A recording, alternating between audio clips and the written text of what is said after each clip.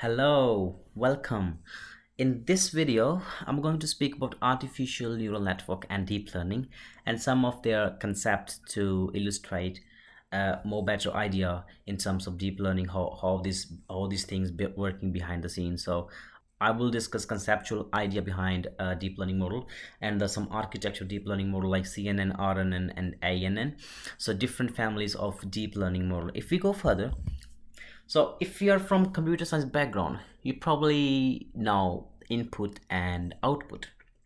So do not worry about this mystery box. This mystery box is just mathematics, a simple math to generate output from a given input. So I will discuss this mathematical equation later on. So to more clearly, I would like to explain how this work actually by giving some example. So there's an example of credit card transaction. So uh, the question is, how likely is to be a credit card fraud by given credit card transaction as an input? So how likely is to be credit card fraud? So this is an output. So it's actually a machine learning algorithm to detect whether a transaction is fraud or not. So another useful example is the given a personal medical history and diagnose test outcome such as a disease or infection. It is similar to if you go in a hospital and give some blood test to the doctors, and based on the blood samples, and they will tell you either you have disease or not. And the most revolutionary example here is a self-driving car have a camera. Given the pixel value in the image, a deep learning model needs to determine whether there is a pedestrian about to walk in front of car. This is an example of convolutional neural network, and then I will discuss the convolutional network deep in upcoming videos. If we move further, there's an example to predict whether a student pass an exam or not. How we can predict whether a student pass an exam or not? There is a certain criteria based on whether a student pass or not. So I have a two factors, which is predict actually a result based on how many hours they studies and how many hours they sleep. So there's an x1 and x2, which is a two factors, and based on this factor we can have a result, a pass or a fail. So this is kind of like a category, 0 or 1. 0 means fail and 1 means pass, something like that. You can guess it. So this deep learning and machine learning model basically works on numbers like 0 ones. It don't understand what the pass and fail mean. It only works on 0 and 1s. So if you see the scatter plot based on this data, this is the dummy data, this data a lot. So if you depict this graph, there's a clearly two pattern or a categories, a blue and a red circles. So circle below the lines are the student who fail in exam, and the circle above the line are those students who pass the exam. So this is a basic depiction of the machine learning model actually do for us. So this how these things work behind the scene is actually all thing inside those mystery box. So it will be more interesting if you go into the next slide. So the problem we have seen before is a linear problem, so which can be solved by a draw a line between different classes. So what about non-linear? So if I show the picture, this is the picture actually. So how can you distinguish these yellow squares and the blue circles? There is something we need to introduce, a non-linearity functions. So you can't do this thing with a straight line, so you definitely need a non-linear solution. So this is how we can do it here. See, it is something which we can draw a circle like that, so we can make a different class. Okay, so a deep learning solves complicated problems that require a non-linear solution. Just remember that. I would like to show the mathematical notation which is used behind the scene, the mystery box. So y, which is predicted output, and the x1 and x2, which is our data variable. We have two data values, x1 and x2, but it can go up to x of n, depends on how many data values we have. It's called weight.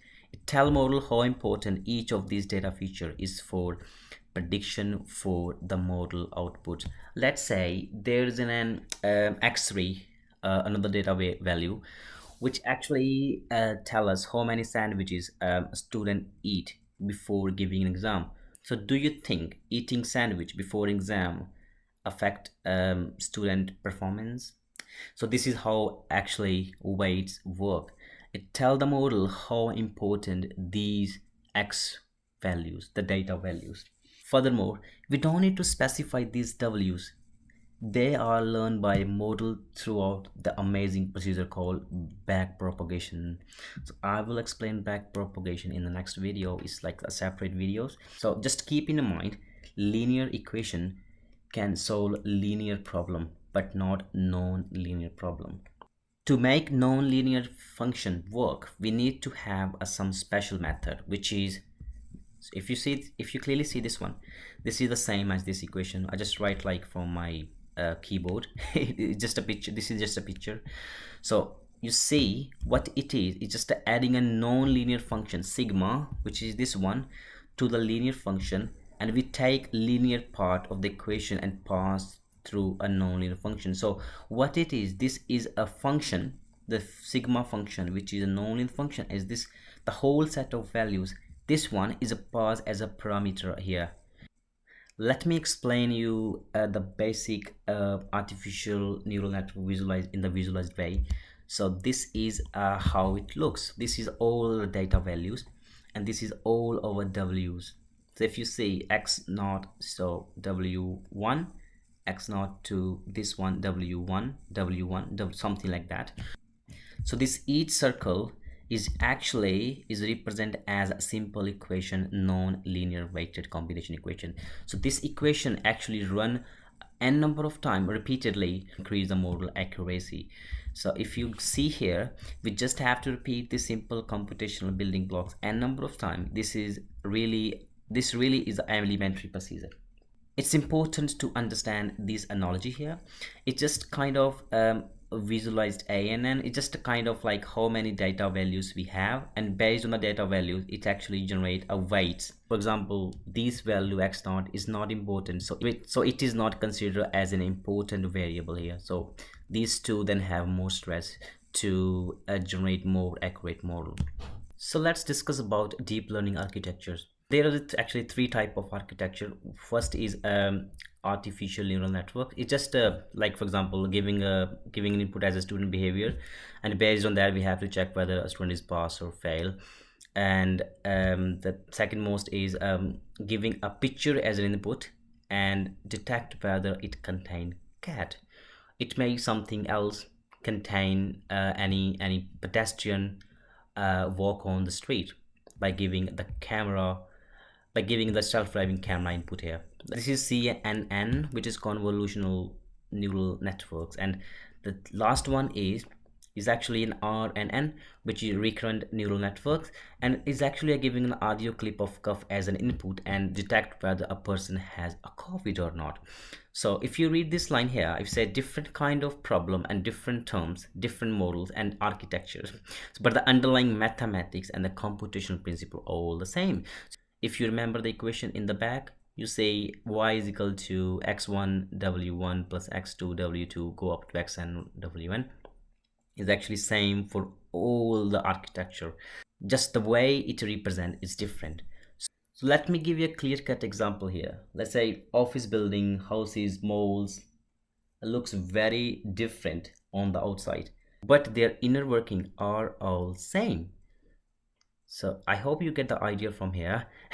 So I will see you in the next video. I hope you enjoyed this video. Thank you, and please subscribe my channel. Bye.